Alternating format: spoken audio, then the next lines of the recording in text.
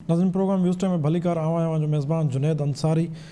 नाज़रीन अॼु जेका अहम ख़बर आहे जंहिं ते ॻाल्हि ॿोल कबी उहा आहे पाकिस्तान जो मजमूई तौरु अमन अमान जी सूरत हाल ऐं सिक्योरिटी जा वधंदड़ चैलेंजिस आहिनि। उन ते ॻाल्हाए पियो। गुज़िरियल ॾींहुं बि समूरनि जेको सूबनि जी चीफ सेक्रेटरीज़ खे हिदायत कई वई आहे त सिक्योरिटी अलर्ट जी। उन सां गॾु गॾु जेके गुज़िरियल ॾींहुं वाक़िया पेश आया आहिनि उनखां पोइ वज़ीर दाख़िला जनाब इंटीरियर मिनिस्टर शेख रशीद साहब सेनेट जी स्टैंडिंग कमेटी अॼु कुझु अहम ॻाल्हियूं रखियूं आहिनि जंहिंमें चयो आहे त TTP पाण सीज़ फायर ख़तमु कयो। हाणे TTP जे ख़िलाफ़ु ऑपरेशन खां सवाइ ॿियो को रस्तो न आहे। उन में ॿुधायो आहे त असां ॻाल्हियुनि लाइ ॿीहर वफ़्द मोकिलियो पर असांखे ख़बर आहे त ॻाल्हियुनि ते न ईंदा। उन सां गॾु गॾु हुननि पहिरियों दफ़ो हिकिड़ो BNA जी ॻाल्हि कई आहे त BNA हिकिड़ो नेक्सस आहे जेको बलोच तंज़ीमुनि पाण में गॾिजी करे ठाहियो आहे। उन सां गॾु गॾु गुज़िरियल ॾींहुं हिकु निजी TV चैनल जे प्रोग्राम में वेठा जिते बि उन्हनि हिकिड़ी पिक्चर ड्रा पे कई त कीअं सिक्योरिटी चैलेंजिस पाकिस्तान लाइ वधी रहिया आहिनि ऐं उहे ख़तरा कीअं वधी रहिया आहिनि। हाणे सुवाल इहो आहे त ख़तरा त पंहिंजी जाइ ते मौजूदु आहिनि, अलर्ट जारी कया विया आहिनि ऐं वाक़िया बि नज़र अचनि था। हुकूमत जी स्ट्रेटजी कहिड़ी आहे, हुकूमत छा थी करे, हुकूमत कीअं टैकल कंदी इन्हनि सभिनी मामलनि खे। इन ई मामले ते ॻाल्हाइण लाइ हिन वक़्तु असांखे बैलेंस्ड टीम जॉइन कयो जंहिंमें शामिल आहिनि डॉक्टर जमील अहमद ख़ान साहब, ब्रिगेडियर रिटायर तारिक लाखेर साहब, ज़फ़रुल्ला शेख साहब ऐं डॉक्टर अयूब शेख साहब। सभ खां पहिरियों हलूं था ज़फ़रुल्ला शेख साहब ॾे। ज़फ़रुल्ला शेख साहब तव्हां असांखे ॿुधी रहियोसीं? पंहिंजी प्रोडक्शन टीम खे चवंदुसि ज़फ़रुल्ला शेख साहब सां राब्तो करे त जीअं उन्हनि खां राय वठी सघूं। पर हलूं था डॉक्टर जमील अहमद ख़ान साहब। डॉक्टर साहब can you hear me sir? Yes, I can hear you loud and clear. आवाज़ तव्हांजी मां क्वेश्चन बि ॿुधमि जी चाहियो त मां जवाबु ॾेई छॾियां। जी सर, बसि मुंहिंजो सुवाल बि इहो आहे जेको सिक्योरिटी चैलेंजिस वधी रहिया आहिनि ऐं हाणे तव्हांजे ख़्याल में हुकूमत लाइ रस्ता कहिड़ा आहिनि जॾहिं ख़ुदि ई निशानदही कनि था त हिकिड़ा नेक्सस ठही विया आहिनि अगेंस्ट ऐं हिन कोशिशि बि कई, अॻे बयानु आयो TTP सां ॻाल्हियुनि करण जी कोशिशि कई पर नाकाम वियो। हाणे स्ट्रेटजी छा हुजणु घुरिजे ऐं थ्रेट केतिरो वॾो आहे? इन्हनि जा ॿ एंगल आहिनि इन शइ जा। पहिरियों एंगल आहे त नेशनली माना मुल्क में असांखे छा करणु खपे हा ऐं कंकरेंटली असां इंटरनेशनल पॉलिटिक्स ऐं रीजनल पॉलिटिक्स में पॉलिटिकल सिचुएशन जियो पॉलिटिकल सिचुएशन में जेको अचे थो हाणे जेके तब्दीलियूं अचनि थियूं पियूं उन जो असरु छा असांजे इन मामले में सिक्योरिटी जे मामले में छा थो थिए।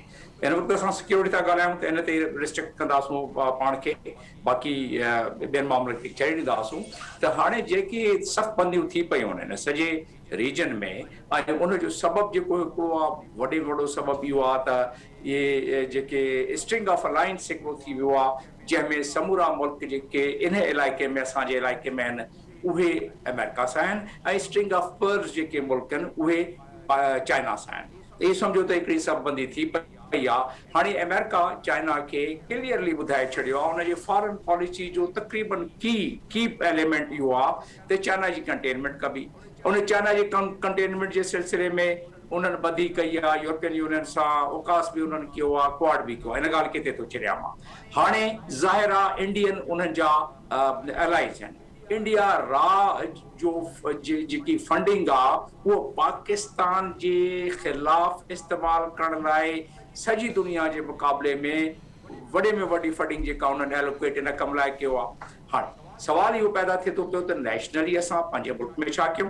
पंहिंजे मुल्क में पॉलिटिकल साइड ते असांजा पब्लिक रिप्रेज़ेंटेटिव जेके आहिनि उन्हनि जी एंगेजमेंट इन्हनि एलिमेंट सां जेके असां खां नाराज़ एलिमेंट हुया, हाणे टेररिस्ट भले थी विया हुजनि, जेके फॉल्ट लाइन्स हुयूं उन फॉल्ट लाइन खे सही डायरेक्शन में आणण लाइ पॉलिटिकल लीडरशिप जो तमामु वॾो कमु हूंदो आहे। उन में साल जो इहो न आहे मामिलो, 2 सालनि जो मामिलो न आहे, इहो कई ॾहाकनि जो मामिलो आहे जंहिंमें बलूचिस्तान जहिड़े मामले खे असां KP में जेके डिफंक्ट फट आहे उन मामले में असां इनखे सीरियस न वरितोसीं, इनखे बिल्कुलु काई तरक़ी न ॾिनीसीं। इन मामले में इन्हनि जे माण्हुनि खे तालीम जे लिहाज़ सां, रोज़गार जे लिहाज़ सां इन जा जेके ग्रीवांसेस हुया as a province, as a community, as people, उन ग्रीवांसेस खे असांजी पॉलिटिकल लीडरशिप सही इंगेज न करे सघी। मां जेॾी महिल सफ़ीर हुउसि UAE में, मूं लिखत में उते जेको असांजो अंडर कवर ऑफिसर हूंदो आहे उनखे विहारे BLA वारनि सां उन्हनि BLA जा कुझु इम्पोर्टेंट एलिमेंट उन्हनि खे घुराए उन्हनि खे मुं चयुमि तव्हांखे छा खपे, तव्हां ॿुधायो पाकिस्तान सां तव्हां ठहो, तव्हां असांजा माण्हू आहियो, तव्हां असां वटि आहियो, तव्हांजी धरती आहे पाकिस्तान। बिल्कुलु उन ॻाल्हि खे मञनि पिया, बिल्कुलु तस्लीम पिया कनि। तमामु जेके हुया उहे डोसाइल वे में उन्हनि ॻाल्हि ॿुधी मां लिखी मां एंगेज कयुमि ऐं जेको अंडर कवर मुंहिंजो ऑफिसर हो उनखे बि मां चयुमि लिखी मोकिलियो। उन जा नंढा नंढा मामला हुया। मां उन सां हिकिड़ी ॻाल्हि कई त बाबा तव्हांखे पैसा मिलंदा आहिनि हुते असांजे दुश्मन मुल्क मां? उन चयो हा मिलंदा आहिनि। मां चयुमि जेके बि मिलनि था पिया असां तव्हांजो पंहिंजो मुल्क आहे, तव्हांजी तरक़ी लाइ उन खां वधीक असां पैसा ख़र्च था करे सघूं। एनीवेज़ मां ट्रांसफर थी पियोसि। उन खां बाद उहो मामिलो अॻिते वधियो न, जेको बि थियो हूंदो हिते प्रायोरिटी बि हूंदी। कंक्लूडिंग पॉइंट इन जो इहो आहे जेका मूं ॻाल्हि कई त एंगेजमेंट असांजी पूरी न थी आहे। ऐं जेके टेररिस्ट आहिनि जिन्हनि जे हथ ते ब्लड आहे, खून आहे माण्हुनि जो, उन्हनि खे तव्हां प्रोसिक्यूट कयो, उन्हनि खे पकड़ियो, उन्हनि खे जेको कानून आयो उन हिसाब सां कयो। जेके माण्हू भागेला थिए उन्हनि सां मिलनि था पिया उन्हनि खे पॉलिटिकल लीडरशिप खे एंगेज करणु खपे, उन्हनि जे ग्रीवांसेस खे एड्रेस करणु खपे। इहो त इहो थियो। हाणे अचो ॻाल्हि त असां इहे BNA थी वई आहे। BNA ज़ाहिर आहे जेके इन्हनि ते जियो पॉलिटिकल जेका मूं ॻाल्हि कई, इंडिया जी जेका इन्वॉल्वमेंट कई, इन फॉल्ट लाइन खे खणी उहो सेक्टेरियन हुजे, एथनिक हुजे, ॿी का फॉल्ट लाइन हुजे, उन में ऑटोमेटिकली उहो एक्सप्लॉइट कंदा। उहो असां दुश्मन सॼण थोरी थियनि असांजा, उते बिल्कुलु एक्सप्लॉइट कंदा। उहे एक्सप्लॉइट कनि था पिया इंडियंस। ऐं असां छो अहिड़ी हालत अचण था ॾियूं? कई ॾहाकनि खां इहो हलियो थो पियो त उहे फॉल्ट लाइन वधनि ऐं ॿियो को माण्हू जेको आहे उनखे एक्सप्लॉइट करे वठे। हाणे अचो हिकिड़ी ॻाल्हि ते त असां तमामु ख़ूबसूरती सां जेके टेररिस्ट एक्टिविटीज़ हलनि पियूं 2013 ताईं 400 खां मथे धमाका थींदा हुआ, टेररिस्ट एक्टिविटी थींदी, 60,000 जानूं असांजी ज़ाया थी वियूं। ऐं उन में जहिड़ो रदुल फ़साद आयो ऐं उन खां बाद असांजो जेको आहे ज़रबुल अज़म आयो, इन जे तहत उहे 4,000 केसिस घटिजी 216 ते अची विया। माना असां वटि एतिरी कैपेसिटी त आहे न त असां बिल्कुलु इनखे विड़ी था सघूं, इनखे कंट्रोल करे था सघूं। पर इन मां वॾो सवाल हिकिड़ो इहो थो थिए पियो त असां इहे कम जेके टेम्पररी बेसिस ते कयूं था पिया, ख़ुदारा असां उनखे जेके असांजा अमलदार आहिनि उनखे घटि में घटि जेके फ़ैसिलो था कनि उन फ़ैसिले ते अमलदारी ते कनि, उन ते अमल त कनि। मां नेशनल एक्शन प्लान जो इशारो थो ॾियां। जेके ते आर्म फोर्सिस जा कम हुया उन्हनि हड़ई करे वरिता, विढ़िया बि, शहीद बि थिया ऐं उन खां बाद कंट्रोल बि कयूं, टेररिज्म ख़तम बि कयो। पर टेररिज्म ईअं ख़तम थींदो आहे? टेररिज्म हिकिड़ो पैकेज आहे जंहिंजे ख़तम करण वारे मामले में, जंहिंजो तमामु तरीक़े सां जंहिंखे डिफाइन कयो वियो आहे। उन में लिखियल आहे, नैब जा 20 पॉइंट आहिनि, उन में चोथों पॉइंट लिखियल आहे त आर्म मिलिशिया जेके आहिनि, आर्म मिलिशिया खे अलाउ न कयो वेंदो। आर्म मिलिशिया पुलिस भी आहे, बाक़ी भी इदारा आहिनि। असांजा नेक्टा खे जेको असांजो सिविल इदारो आहे उनखे रिफॉर्म कयो वेंदो, रिवाइज़ कयो वेंदो, उन्हनि खे ताक़तवर ठाहियो वेंदो, न ठाहियो वियो। मैगज़ीन, रिसालनि, लाउड स्पीकरनि ते हेट स्पीच न थींदी, अॼु बि थिए थी पई। बैंड आउटफिट्स जेके आहिनि ॿियनि नालनि सां कमु न कंदा, अॼु बि कनि था पिया। रिलीजियस माइनॉरिटी खे प्रोटेक्शन ॾिबी, अॼु बि प्रोटेक्शन पूरी नथी मिले। मदरसनि खे रेगुलराइज़ एंड रेगुलेशन कबी उनजी अॼु बि नथी थिए पई। कि हाणे 20 पॉइंटनि में जेके 6 पॉइंट या 5 पॉइंट हुया आर्म फोर्सिस जा, उन इहो पैकेज हो, सभई गॾिजी कनि हा त अॼु तव्हां वटि इहा नौबत ई न अचे हा त ॿियो को माण्हू तव्हांजे फॉल्ट लाइन खे एक्सपोज़ करे वठे। उन ई नैब में ॾिनल हो त तव्हांजा नाराज़ माण्हू आहिनि, पॉलिटिकल लीडरशिप वञी उन्हनि सां ॻाल्हाए, डायलॉग करे उन्हनि खे परचाए। उन में इहा ॻाल्हि हुई, पर उन न कयो। हाणे असां पंहिंजो कमु न कंदा त शेख रशीद सही थो चवे न, अॻिते थो चवे त ही जेके पाण में ॿधी करे विया आहिनि, इन्हनि खे राह जी बि फंडिंग आहे, इन्हनि सां जेको आहे TTB बि इन्हनि जे उहा बिहाइंड द सीन कमु करे थी पई, दाइश बि बिहाइंड द सीन। जेके माण्हू ॾोहारी हूंदा, ॿिया ॾोहारी उन्हनि सां वञी मिली वेंदा। उन सां उहा त हिकिड़ी शेख रशीद थो ॻाल्हि करे, असां कनि था कयूं इहा ॻाल्हि। ऐं उन लिहाज़ सां ॾिठो वञे त चैलेंजिस आहिनि, पर असां वटि इहा ताक़त बि आहे त असां शॉर्ट टर्म में बि इनखे कंट्रोल करे था सघूं। लॉन्ग टर्म लाइ वरी उहा ई पॉलिसी रखणी पवंदी जेका पॉलिसी नेशनल एक्शन प्लान में आहे, या ॿियूं पॉलिसी जेके असां ठाहे था सघूं। ॿियनि दोस्तनि खे भले जी। ज़फ़रुल्लाह शेख साहब, साईं तव्हां ॿुधी रहियो मूंखे सर? जी बिल्कुलु ॿुधी रहियो। ज़फ़रुल्लाह शेख साहब, डॉक्टर जमील साहब काफ़ी तफ़सीली ॻाल्हायो। तव्हांजे ख़्याल में हिन वक़्तु असां लाइ जेको अमन अमान जी सूरत हाल ऐं सिक्योरिटी चैलेंजिस वधी रहिया आहिनि, उनखे टैकल करण लाइ कहिड़ी स्ट्रेटजी जी ज़रूरत आहे? बिल्कुल ठीक है। जेके जमील साहब बिल्कुल एम्बेसडर जमील वैलिड पॉइंट ॾिनो। मां रुगो थोरो हिन में ऐड ईअं कंदुसि त तव्हां पहिरियों ॾिठो वञे असांजे मुल्क जी जेकी आहे हिन महिल लीडरशिप आहे, असां कॾहिं पंहिंजे माज़ीअ मां असां सबक़ कोन सिखियो आहे। ठीकु आहे, असांखे मार्शल लॉ जी हुकूमतूं बि आहियूं, असां डेमोक्रेसी लाइ ॿियो छो त मार्शल लॉ में दुश्मन आहे हिन मुल्क जे लाइ ॿियो आहे।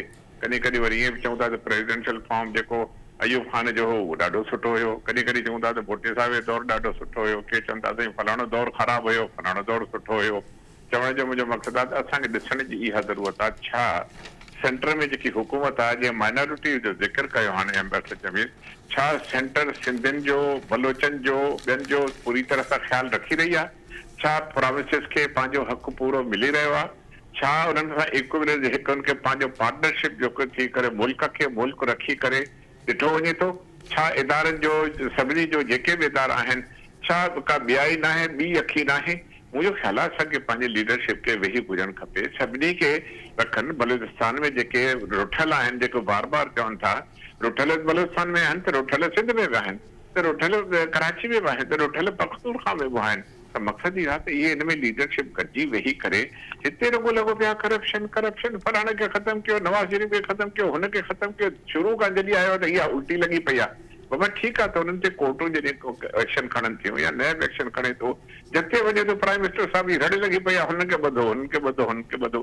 चवण जो मक़सदु आहे त असांखे पहिरियों पंहिंजे लीडरशिप खे पंहिंजो पाण में जेको नेशनल एक्शन प्रोग्राम आहे या जेको इंट्रस्ट आहे नेशन जे इंट्रस्ट में वेहनि सभई सॼी लीडरशिप वेही करे। 70 साल गुज़री रहिया आहिनि। ॿियो जेको जहां तक इंडिया जो सिलसिलो आहे, इंडिया छो थी इंटरफियर करे? हेतिरा दफ़ा कलभूषण तव्हांखे क्लियरली चयो आहे त काथो काथो टेररिस्ट यानी सर्विंग ऑफिसर हुनजो नेवी क्लियरली ॿुधाए थो त इंडिया असांखे मोकिलिया, छा असां कैश कयो आहे? टोटल असांजी पॉलिसी फेल वई आहे, फॉरेन पॉलिसी टोटली फेल वई। केतिरा सवे दफ़ा इंडिया जेको आहे रॉज आहे असांखे बाक़ाइदा जेके आहिनि असांखे प्रूफ मिलिया आहिनि, असां हुनखे कैश कयो आहे, न करे सघियाऊं। हुननि रुगो हिकिड़ो जेको हुनजे असेंबली ते या हुननि ते उन्हनि हमलो कयो फेब्रुवरी वारे जेको पुराणी ॻाल्हि हुई, उन्हनि हुनखे इंडिया वारनि छा मथे खणी कयो, हुनखे पाकिस्तान खे केॾो कंडेम कयो वियो। असां मूंखे ॿुधायो हलो हे हाणे हिकिड़ी स्टेटमेंट ॾिनी, हाजी हुन वरा इन्वॉल्व ई रशीद साहिब चवंदो आहे अरे बाबा तव्हां मूंखे ॿुधायो इंटरनेशनल लेवल ते तव्हां हिनखे खयो आहे, तव्हां सिक्योरिटी काउंसिल में खणी विया, तव्हां ॿिए हंधि काथे रेजोल्यूशन कयो आहे त हे इंडिया जो हे प्रूफ असांखे आहिनि। कॾहिं असां ईअं वियो आहे त कलभूषण खे असां रहंदो बचाए रहिया आहियूं। असां कलभूषण खे कॾहिं ईअं कयो आहे त यार ॾिसो हुननि हीअ स्टेटमेंट ॾिनी आहे, इंडिया कुझु करे थो? चवण जो मक़सदु आहे त इलाही फॉरेन पॉलिसी लेवल ते, इंटरनेशनल लेवल ते, नेशनल लेवल ते तमामु वॾे कमु करण जी ज़रूरत आहे असांखे। असां रुगो पंहिंजे सर्वाइवल में लॻा पिया आहियूं। त मक़सदु इहो आहे त मां हिकिड़ो मां इंटरनल ते घणो कोन ॻाल्हाईंदो आहियां, इंटरनेशनल लेवल ते मां चवां थो तमामु घणी महिनत जी ज़रूरत आहे। असांखे तमामु सुठा आहिनि पर लीडरशिप वेहणु खपे। सभई जेके अपोज़िशन वारा बि आहिनि उनखे गॾे खणी अचनि। हर मुल्क में अपोज़िशन थींदी आहे, हर मुल्क में रूलिंग क्लास बि हूंदी आहे, ॿई वेहनि ऑल पार्टीज़ कॉन्फ्रेंस कराइनि। जेके रूठल आहिनि उनखे तव्हां परचायो, जंहिंजा राइट्स डिप्राइव था थियनि उनखे तव्हां ॾिसो, जुडिशरी खे बि साण विहारियो, ॾिसो किथे लेकुनाज़ आहिनि, किथे असांजी कमज़ोरी आहे, उनखे ख़तमु करणु खपे। रिक्रूटमेंट प्रोसीजर आहे, हाणे अॼु हिकिड़ो प्लाटनि जो उहो फ़ैसिलो अची वियो आहे, हिनखे प्लाट मिलंदो, हुनखे न मिलंदो, पहिरियों मिलंदो हाणे न मिलंदो। त केसिताईं असां कबूत खे लॻा रहंदा? जेको मुल्क आहे ख़तमु थी वियो आहे economically, V R totally in शेम्बल्स। असां कर्ज़ वठी वठी थकिजी पिया आहियूं। शौकत तरीन साहिब जेको नैब में घुरबल हुयो, जेके उहो हुयो, हाणे जो हुनखे वरी खणी आया आहिनि, वरी उहो नए सिरे सां IMF खां कर्ज़ न वठंदासीं। हर ॻाल्हि त ॿुधो, केसिताईं असां हिन कम खे लॻंदासीं? असां मरूं था पिया, आम माण्हू मरे थो पियो। टैक्स टैक्स टैक्स 500 दफ़ो आहे, 425 दफ़ा थियो आहे, इलेक्ट्रिसिटी चार्जिस वधंदी थी वञे। मुंहिंजो बिल जेको 5000 ईंदो अॼु उहो 85,000 आहे। मूंखे ॻाल्हि ॿुधायो, असां सभई हुन जा विक्टिम्स आहियूं। इनखे नोटिस ॾियणु खपे। बाक़ी हाणे अचो हाणे ॿी पॉइंट ते था अचो, सिक्योरिटी जेकी आहे TTP जेको आहे हुन में इलाही धड़ा आहिनि। असांजे लीडरशिप इमरान खान साहिब कोशिशि कई, कुझु धड़नि सां ॻाल्हाई, फेल वियो, न वञी सघियो। TTP जो छा इरादो आहे, कीअं आहे? अफ़गानिस्तान जे एपिसोड खां पोइ इहे सभु जेके दाइश आहे, TTP आहे, पहिरें इहे सभु आज़ादु थी विया हाणे। हाणे उन्हनि सां ॻाल्हाइण जो उन में लीडरशिप तव्हांजी जेकी हुन सां ॻाल्हाए, TTP सां थोरो इनिशिएट कयो। अफ़गानिस्तान जो जीअं असांजे हिन दर तां या अफ़गानिस्तान में कोई तव्हां ते हमिलो न थींदो। मूंखे ॿुधाए TTP केतिरा हमला कया, केतिरियूं कैजुअलिटीज़ थियूं तव्हां जूं। बाढ़ जो वायर जेके आहे हुनखे कटनि था पिया, उहो अफ़गानिस्तान में कटनि था। हाणे नौशकी ते ऐं ॿियनि ते जेको हमिलो थियो आहे इहो अफ़गानिस्तान जे एरिया में थियो आहे। वरी हुते थियनि था, हाणे वरी उहो नओं सिरे शुरू थी वियो आहे, नए सिरे नओं वज़ीरिस्तान शुरू थी वियो आहे। मूंखे ॿुधायो अफ़गानिस्तान पंहिंजी माना अफगानिस्तान जी हुकूमत जेकी आहे उते हुन जो पूरो कंट्रोल नाहे वाक़ई नाहे, हिन में कोई शक नाहे। वो अञा ताईं बिल्कुलु जेके आहिनि कमज़ोर विकेट ते आहिनि, इकोनॉमिकली बिल्कुलु डोल ड्रम्स में आहिनि, पैसा उन्हनि खे मिलनि कोन था, जाने हेॾे खां हेॾे होॾे घुमंदा फिरंदा वञनि था। असां चाहियूं था अफगानिस्तान स्टेबल रहे, पर दुनिया जी ताक़तूं जेके आहिनि जेसिताईं उते हुनजे मतिलब जी हुकूमत न ईंदी, जेसिताईं उहो तालिबान जेको आहे हुनजे मतिलब जो तालिबान न ईंदो, हुनजा माण्हू न ईंदा ऐं जेकी हुकूमत जेकी चवंदा त अहिड़े क़िस्म जी अचे, तेसिताईं न को रिकॉग्नाइज़ कंदा, न को पैसा डिफ्रीज कंदा। इहो आहे टीटीपी सां असांखे तमामु घणा चैलेंजिस आहिनि साईं। इहे वेही करे सॼी लीडरशिप खे, हिकिड़ी लीडरशिप न आहे छड़ी रूलिंग क्लास न आहे, अपोजिशन खे वठी करे सेनेट पार्लियामेंट सभु बीहनि कठा। जी ज़फ़र साहब, सम्झ में इहा जी ॻाल्हि अचे, मुंहिंजी सम्झ में इहा ॻाल्हि आहे, असांखे ॾाढी हिन करण जी ॻाल्हि आहे। इंटरनेशनल लेवल ते सभु ॻाल्हियुनि ते असां ॾाढो कमज़ोर विकेट ते आहियूं। जी डॉक्टर जमील साहब, हिकिड़ो ॿियो अहम सुवाल आहे। अॼु चीन जे दौरे दौरान वज़ीर आज़म साहब हिकिड़ी अहम ॻाल्हि कई आहे। वज़ीर आज़म साहब ॻाल्हि कई आहे त दुनिया हिन वक़्तु जितां पंहिंजे तजिए में बि शुरू कयो त हीअं स्ट्रिंग ऑफ पर्ल्स ऐं स्ट्रिंग ऑफ लाइज़ जी ॻाल्हि आहे, त वज़ीर आज़म साहब इन ई जेको नुक़्ते खे बयानु कयो आहे पंहिंजे हिसाब सां, हुन चयो आहे त दुनिया हिन वक़्तु नई सर्द जंग खे बर्दाश्त नथी करे सघे ऐं पाकिस्तान माज़ीअ में बि हिकिड़ो किरदारु अदा कयो, हींअर बि किरदारु अदा करण लाइ तयारु आहे। मुंहिंजो सुवालु अव्हां खां इहो आहे, वज़ीर आज़म साहब जेका ऑफर करे रहियो आहे, छा असां हिन वक़्तु उन कैपेसिटी में आहियूं, कैपेबल आहियूं त असां को किरदारु अदा करे सघूं, ऐं जेकॾहिं असां किरदारु अदा करण लाइ केरु असांखे चवंदो त असां केतिरो किरदारु अदा करे सघूं था? असांखे एफर्ट करण में को हर्ज न आहे, पर असांजी हिन वक़्तु उहा पोज़ीशन आहे त अमेरिका चवे त ठीकु आहे तव्हां ब्रिज जो कमु कयो। जंहिं ज़माने में असां ब्रिज जो कमु कयोसीं, असांजी मज़बूती ऐं मरबूती असांजी जेका हुई उहा आसमान ते हुई। हाणे जेको असां ज़मीन जे बिल्कुलु वेझा पहुची विया आहियूं, त असांजी अमेरिका कीअं असांजे मीडिएटर जे तौर ते असांखे वठंदो, चाइना कीअं वठंदो, असां इन्हनि खे कीअं साण विहारे ऐं परचाए चऊं त ठीकु आहे तव्हां जेके आहिनि पाण में ठही वञो। इहे मामला जेके आहिनि हाणे त ग्लोबल लेवल ते सफ़बंदी थी वई आहे। अमेरिका जा जेके आहिनि एलाइज़ उहे हुन सां आहिनि ऐं अॻो करण जी कोशिशि कनि था पिया चाइना खे। चाइना वारा जेके आहिनि उहे पंहिंजी स्पीड सां हलनि था पिया ऐं सभु नथा थियणु चाहिनि। उन सां हाणे रशिया उन ज़माने में चाइना सां न मिलियल हो, उन्हनि जो पंहिंजो कॉम्पिटिशन हूंदो। हाणे रशिया स्ट्रेटेजिक मामले में, फौजी मामले में, चाइना स्पेस वेपनाइज़ेशन में सभु थी वियो आहे। त प्राइम मिनिस्टर जेको आहे चवण में, डिप्लोमेसी में माण्हू सुठियूं ॻाल्हियूं कंदो आहे, उन सुठी ॻाल्हि कई आहे, पर इनखे इन वक़्त में जेका असांजी मज़बूती आहे, जेका हाणे एम्बेसडर ज़फ़र साहब जेका ॻाल्हि कई, जेका असांजी कमज़ोरी आहे, असांखे माण्हुनि जो पेट नथो भरिजे, माण्हू जेके तबाही में आहिनि, जीअं तव्हां हाणे ॿुधो 5000 जो बिल हाणे 60 ऐं 80,000 ते पहुची वियो आहे। त इन सूरत में माइशी हालत असांजी जेका आहे उहा अहिड़ी थी वई आहे त बसि ख़ुदा ख़ैर करे। त उन लिहाज़ सां ई सभु मामला उन ते ई उन जे चौधारी फिरंदा आहिनि। त इन जे करे मां न सम्झां त इन वक़्तु असां इन पोज़ीशन में आहियूं त चाइना बि असांखे एक्सेप्ट करे। जीअं असां ईरान जे मामले में असां सऊदी अरब ऐं ईरान विच में ठाह कराइण पिया चाहियूं, उहो जेको थियो तव्हां ॾिठो हूंदो। मुंहिंजी तमन्ना इहा आहे त असांजी उहा ई पोज़ीशन थिए जेको प्राइम मिनिस्टर थो चवे, अलाह करे ईअं थिए, पर फ़िलहालु हुन लाइ काफ़ी कमु करिणो पवंदो, एतिरो सवलो न आहे। ऐं पोइ ही बि चवे थो पियो त दुनिया में हाणे कोल्ड वार जेको आहे को अफोर्ड नथो करे सघे। कोल्ड वार त तक़रीबन शुरू थी वई आहे, अफोर्ड त बाद जी ॻाल्हि आहे। यूक्रेन में छा थो थिए, रशिया यूक्रेन ऐं जेके उते अमेरिका ऐं हुनजा एलाइज़ आहिनि यूरोपियन कंट्रीज़, ताइवान जे सिलसिले में छा थी करे पई, क्वाड छा थो थिए पियो, जेका मूं ॻाल्हि कई स्ट्रिंग ऑफ पर्ल ऐं SCO छा आहे, ECO छा आहे, इहे सभु तव्हां तजिया कयो त कोल्ड वार त तक़रीबन शुरू थी वई आहे। ऐं ख़ासि तौर ते जेॾी महिल उहे न्यूक्लियर सबमरीन था आणनि, न्यूक्लियराइज़ था कनि इंडियन ओशन खे ऐं पैसिफिक ओशन खे ऐं स्टेट ऑफ मलाका खे सभु चाहिनि था पिया त जेॾी महिल चाहियूं क़ाबू करे छॾियूं, चाइना जे नेड़ी ते वेही रहूं, छो जो चाइना जा 80% जेको हुनजो जेको तेल आहे हितां थो वञे। त काफ़ी हिन में तफ़सीलात आहिनि ऐं मां नथो सम्झां त असां इन स्टेज ते कोल्ड वार खे जंहिं साइड ते इहे हले थी पई ॻाल्हि त कोल्ड वार खां बचाए वञो उन ख़िते खे, उहो बि फ़िलहालु नज़र नथो अचे पूरी तरीक़े सां।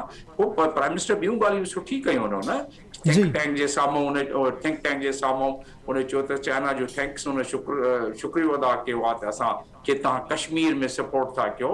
उहा सुठी ॻाल्हि आहे। उन इंडस्ट्रियलाइज़ेशन जी ॻाल्हि कई आहे त CPEC में पहिरियों फेज़ पूरो थी वियो, स्ट्रक्चर पूरो थी वियो। ॻाल्हि बि सही आहे, जेॾीमहिल को दुकान तव्हां ठाहींदा आहियो, जेॾीमहिल ठाहींदा आहियो उन वक़्तु मुनाफ़ो न थींदो आहे न, उते स्ट्रक्चर आहे। जेॾीमहिल ठही वेंदी आहे दुकान पोइ उन में तव्हां बाक़ी शयूं विझंदा आहियो, पोइ कमाई कंदा आहियो। त फ़िलहाल इंफ्रास्ट्रक्चर काफ़ी असांजी हद ताईं मुकमल आहे। हाणे जेको प्राइम मिनिस्टर वियो आहे उन मीटिंग कई आहे, जेको उन्हनि जा जो सभिनीनि खां इम्पोर्टेंट फोरम आहे, उन ते उन्हनि साइन बि कयो आहे असांजी प्राइवेटाइज़ेशन जेको आहे, ऐं ही चाइनीज़ वारा उन साइन कयो आहे त असां इंडस्ट्रियलाइज़ेशन लाइ उहो शुरू कंदासूं, पंहिंजे माण्हुनि खे, पंहिंजे इन्वेस्टर्स खे ॿुधाईंदासूं एग्रीकल्चर एंड इन्वेस्टमेंट। मुंहिंजो पंहिंजो कंक्लूडिंग रिमार्क हिन में इहो आहे त जेकी जियो स्ट्रेटेजिक सिचुएशन आहे चाइना जी, त BRI जो जेको फ्लैगशिप पार्ट आहे CPEC, उहा स्ट्रेटेजिकली तमामु इम्पोर्टेंट आहे गवादर जे हवाले सां। जेके चाइना जो माल वञे थो पियो 2.5 महीना था लॻनि समुंड में, उहो बि बिल्कुलु जिते इन्हनि जे ख़तरात में था वञनि, उहो CPEC जे ठही वेंदो। बाक़ी जेको पाइपलाइन ऐं M1 ठही वेंदो जेॾीमहिल, ऐं KKH जेको आहे, जेको थोरो कमु रहिजी वियो आहे, थी वेंदो, त जेका वल्नरेबिलिटी आहे चाइना जी समुंड जे ज़रिए, जिथे अमेरिका ऐं उहे सभु न्यूक्लियर सबमरीन रखी वेठा आहिनि, उन्हनि जी उहा वल्नरेबिलिटी ख़तमु थी वेंदी। इहे 5 साल काफ़ी चाइना लाइ बि आहे तशवीशनाक अणाव आहिनि, असां लाइ बि आहे त असां हिन में हरू किथे वकड़ में न अची वञूं। पर अदरवाइज़ जेके प्राइम मिनिस्टर ॻाल्हियूं कयूं आहिनि उहे ठीकु आहिनि। फ़िलहाल असां हिन पोज़ीशन में न आहियूं त असां जेको मीडिएटर जो कमु करे सघूं, अलाह करे असांखे एक्सेप्ट कनि। ज़फ़रुल्लाह शेख साहब, तव्हां एम्बेसडर जमील साहब जो जेको तजियो ॿुधो त असां हिन पोज़ीशन में न आहियूं, तव्हांखे छा थो लॻे वज़ीर आज़म साहब जेका ऑफर कई आहे इहे छा सोचे कई आहे?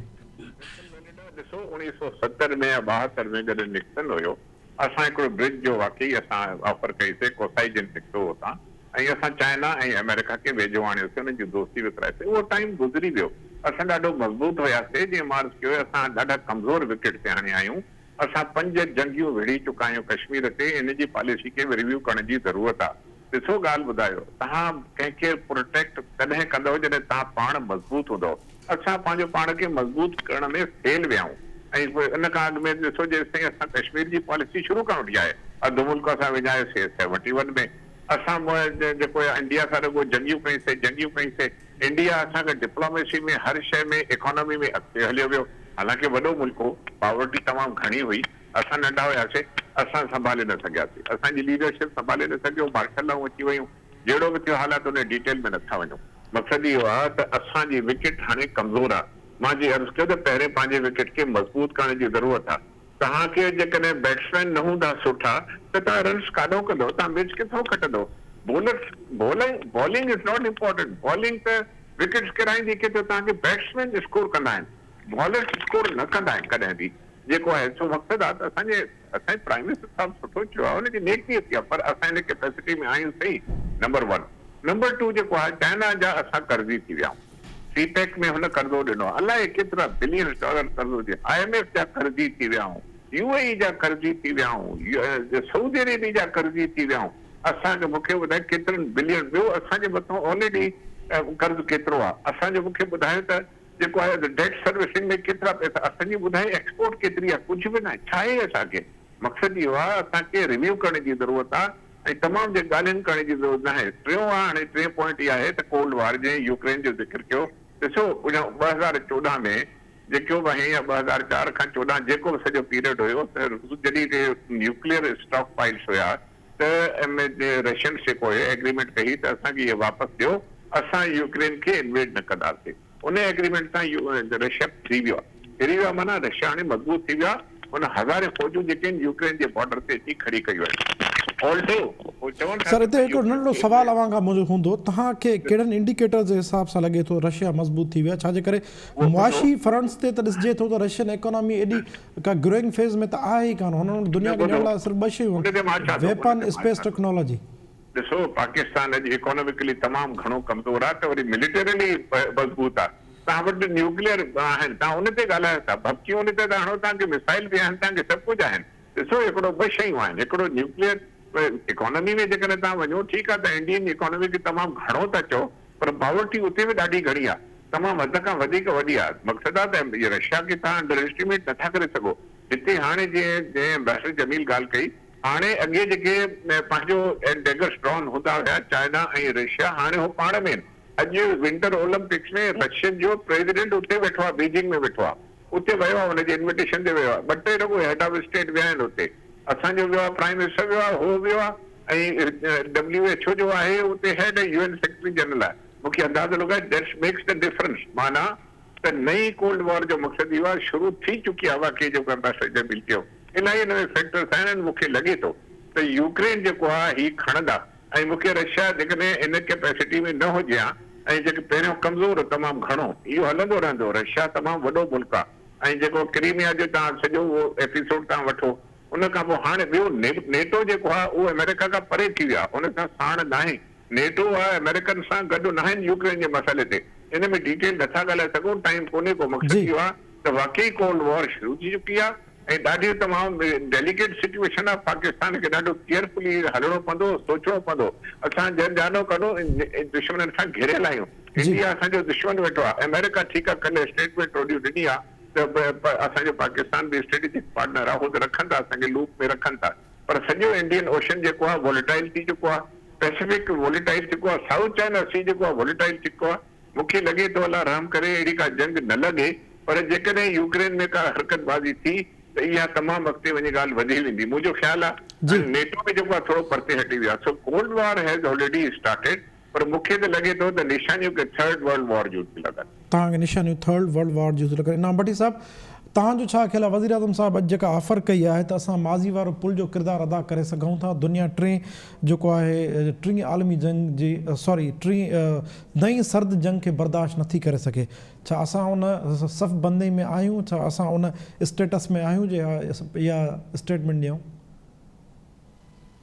पहिरीं त चइबो आहे त जे पंहिंजो वज़न हुजे त माण्हू पोइ एतिरी ॻाल्हि कंदो आहे, ऐं सादी सूदी ॻाल्हि आहे त माण्हू जी हैसियत जेका हूंदी आहे उहा मुआशी तौर ते ॾिठी वेंदी आहे, ऐं मुल्कनि जो बि ईअं हूंदो आहे। दुनिया जे अंदरि उहे मुल्क जेके मुआशी तौर ते सघारा हूंदा आहिनि, उहे ई अहिड़े क़िस्म जूं कंहिंसां ॻाल्हि करे सघंदा आहिनि। पर असांजी हालत इहा आहे जो असां ॿिन्ही जी आॾो किश्तो टंगियो वेठा आहियूं।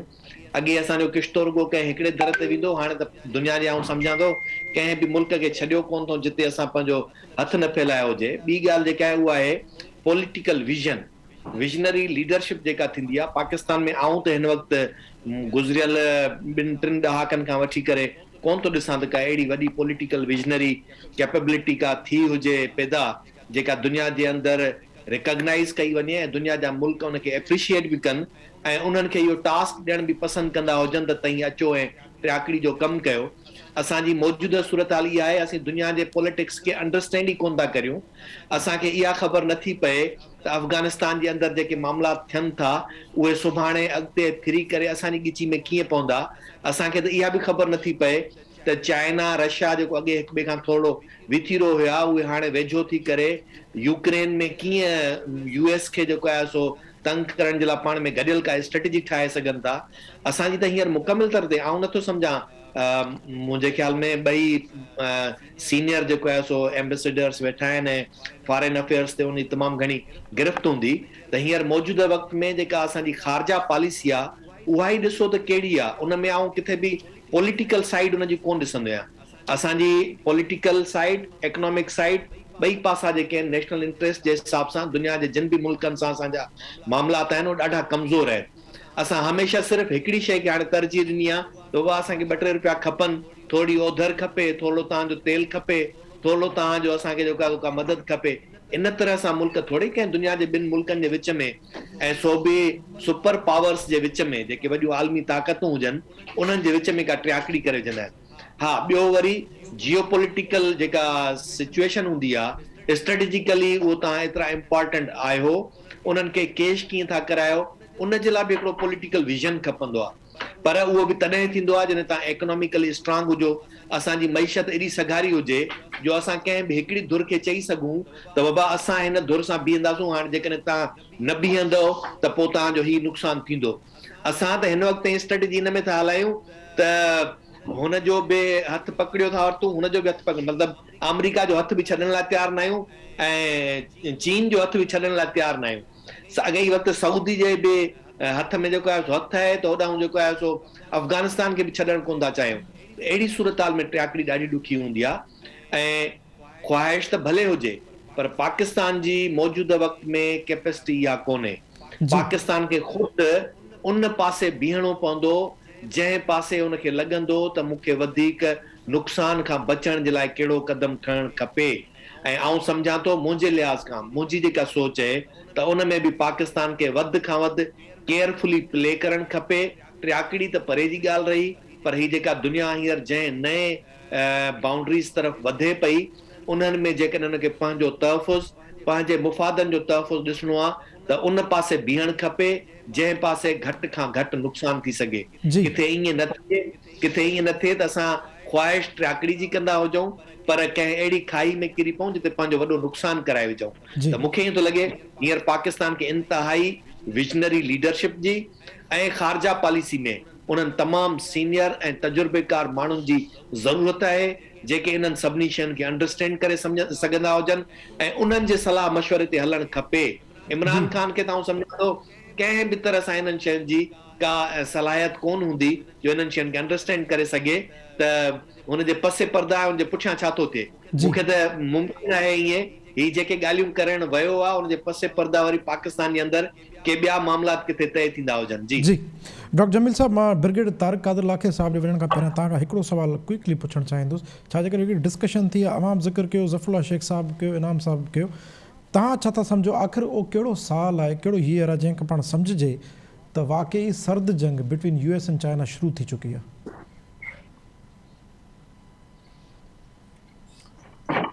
डॉक्टर जमील साहब माइक खोलियो। जमील साहब माइक। डॉक्टर जमील साहब जॾहिं खां वठी जी कैन यू हियर मी? जॾहिं खां वठी अमेरिका पंहिंजी पॉलिसी फॉरेन पॉलिसी जो नंबर 1 प्रायोरिटी ॾिनी आहे चाइना कंटेनमेंट जी, ऐं जॾहिं खां वठी अमेरिका इहो फ़ैसिलो कयो आहे त कंहिं सूरत असां रशिया खे अॻिते न वधणु ॾींदासीं यूक्रेन ॾे, ऐं असां पंहिंजा मिसाइल बि डिप्लॉय कंदासीं, यूक्रेन खे पंहिंजो नेटो जो मेंबर बि ठाहींदासीं। जॾहिं ताईं ताइवान खे बिल्कुलु साम्हूं रखी चाइना खे बच ॾियणु छॾंदा न तेसीं ताईं मतिलबु इहे जेका पोज़ीशनिंग थिए थी पई इहा पाण तव्हांखे इन जो रिज़ल्ट थी ॾिए त ही कोल्ड वार शुरू थी चुकी आहे। ऐं उन खां अलावा बि खोड़ कॉम्पिटिशन जेके हिन जा शुरू थी विया आहिनि। ऐं स्पेस वेपनाइज़ेशन खे फ़क़ति तव्हां एनालाइज़ कयो त स्पेस में जेका वेपनाइज़ेशन थी पई चाइना ऐं रशिया गॾिजी जेके अमेरिका खां सुपीरियॉरिटी वठण जी कोशिशि कनि था पिया, कंहिं कंहिं मामले में सुपीरियर थी बि विया आहिनि।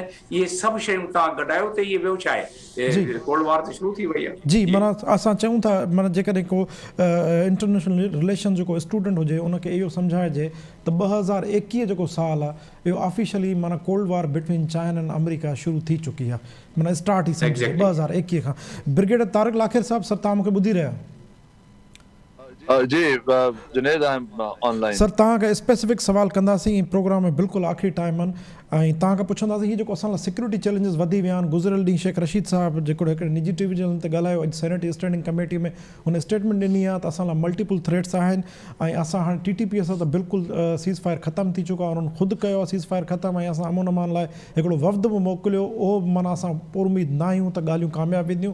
हाणे उनजे ख़िलाफ़ु ऑपरेशन शुरू थींदो। ॿियो हिकिड़ो उन्हनि ज़िक्र कयो आहे BNA जो, टियों ज़िक्र कयो आहे त TTP में अंदरि हिकिड़ा फैक्शन्स आहिनि ऐं उन्हनि खे हिकिड़ी सपोर्ट आहिनि असांजे दुश्मन मुल्कनि जी। हाणे उन्हनि माना हिकिड़े नेक्सस जी ॻाल्हि कई आहे ऐं नतीजो इहो थो अर्ज़ु कजे उन मां त असां लाइ कुझु सिक्योरिटी चैलेंजिस ऐं अमन अमान जी सूरत हाल ख़राबु थींदी पई वञे। तव्हां वटि तव्हांजे ख़्याल में कहिड़ी तजवीज़ आहे, कहिड़ी स्ट्रेटजी अख़्तियार करणु घुरिजे टू टैकल दिस इशू? वॾी महिरबानी जुनेद तव्हांजी जो मूंखे तव्हां ऑनलाइन वरितो, ऐं सभिनी खां पहिरियों आई एम सॉरी त मां थोरो लेट पहुतुसि। ऐं आख़िर में अचण जो इहो जेको डॉक्टर जमील साहब जो मां जेको कमेंट्स ॿुधां पियो, सो डॉक्टर साहब तमामु सुठो समराइज़ कयो त जेकी कोल्ड वॉर जेकी पोज़ीशनिंग आहे उहा तव्हां अॻु में ॿुधंदा हूंदो त the great game of the century जेकी 2019 में हुई, 2018 में हुई, वरी हाणे 2020 ऐं सॉरी ये जेके सेंचुरीज़ में 18th 19th 19th सर बिल्कुलु 1840 खां वठी 1880 ताईं, मिड 19th सेंचुरी खां लेट 19th सेंचुरी ताईं फर्स्ट वर्ल्ड वॉर जी जी फर्स्ट वर्ल्ड वॉर खां पहिरियों जेके बि यूरोपियन वॉर्स हुयूं उहे बि इन रेसलिंग जो हिसो हो, इन मल जो हिसो। सो मल जा मुख़्तलिफ़ किरदार रहिया आहिनि, पर ओवरऑल पावर गेम रही आहे। ऐं इहो इंटरनेशनली तव्हां ॾिसंदव त रोमन एम्पायर खां वठी हींअर ताईं तक़रीबन 150-200 साल जे अंदरि अंदरि एम्पायर्स चेंज थींदियूं आहिनि, प्लेयर चेंज थींदा आहिनि, पर मल हलंदी आहे पई।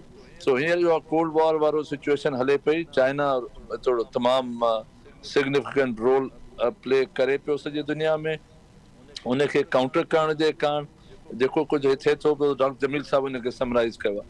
कमिंग टू पाकिस्तान, त पाकिस्तान जा जेके सिक्योरिटी थ्रेट्स आहिनि उहे कॾहिं बि चेंज न थिया आहिनि। इहे सिक्योरिटी थ्रेट पाकिस्तान जी असांजी जेकी जियो स्ट्रेटेजिक पोज़ीशन आहे इहा हमेशह प्रिवेल कंदा रहिया आहिनि ऐं इहे रहंदा, छो जो इन में असांजे दुश्मननि खे या जेके असां सां गॾु हलण में ख़ुशि न आहिनि उन्हनि खे कॾहिं बि इहो जेको ख़ुशी न थींदी आहे त पाकिस्तान पंहिंजे पेरनि ते बीहे ऐं पाकिस्तान हिन पोज़ीशन जो फ़ाइदो वठी पंहिंजे पाण खे असर्टिव रोल में आणे। सो इहे चैलेंजिस अॻु में बि हुया, हाणे बि आहिनि, सिर्फ़ु असांखे ॿुधाइण जे कारण। अॻु में चवंदा हुआ त अफ़गानिस्तान जी सिचुएशन आहे उनजे करे तव्हां वटि इहो आहे, अफ़गानिस्तान जी सिचुएशन स्टेबलाइज़ थी, तालिबान अची विया, पर उन में जेके ॿिया प्लेयर्स आहिनि जेके, छो जो अफ़गानिस्तान त 100% तालिबान जे कंट्रोल में कोन्हे ऐं 100% जो मतिलबु आहे त जेके स्लीपर सेल्स आहिनि उहे त खोड़ मुल्कनि जा उते आहिनि, अहिड़े क़िस्म सां पाकिस्तान जे अंदरि बि आहिनि। सो इहा सिचुएशन असां सां रहंदी।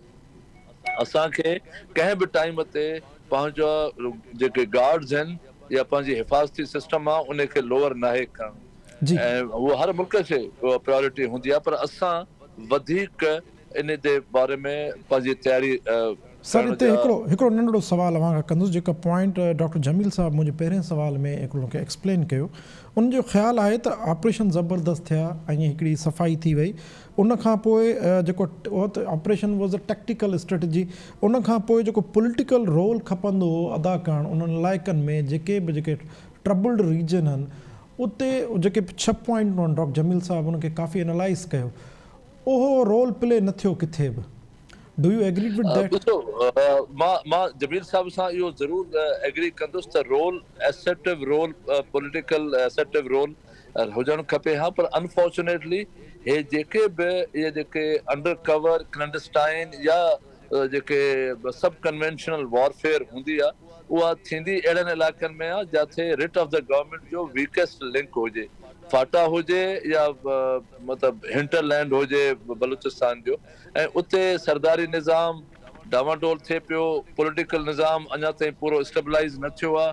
सो इन जो फ़ाइदो हमेशह दुश्मन वठंदो आहे, त मां ॿिन्ही धुरियुनि खे चइनी धुरियुनि खे पाण में कंफ्यूजन में रखी करे फ़ाइदो वठूं।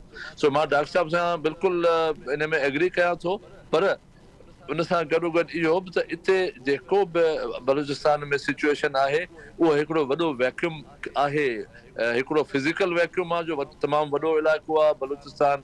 पाकिस्तान जो 44.72% एरिया बलूचिस्तान में आहे, पॉपुलेशन पूरे पाकिस्तान जी उते 17% आहे, बल्कि 12.7% आहे। सो इन वैक्यूम खे क्लियर भरण लाइ एडमिनिस्ट्रेटिव एक्शन खपनि, पॉलिटिकल एक्शन खपनि, सिक्योरिटी एक्शन खपनि।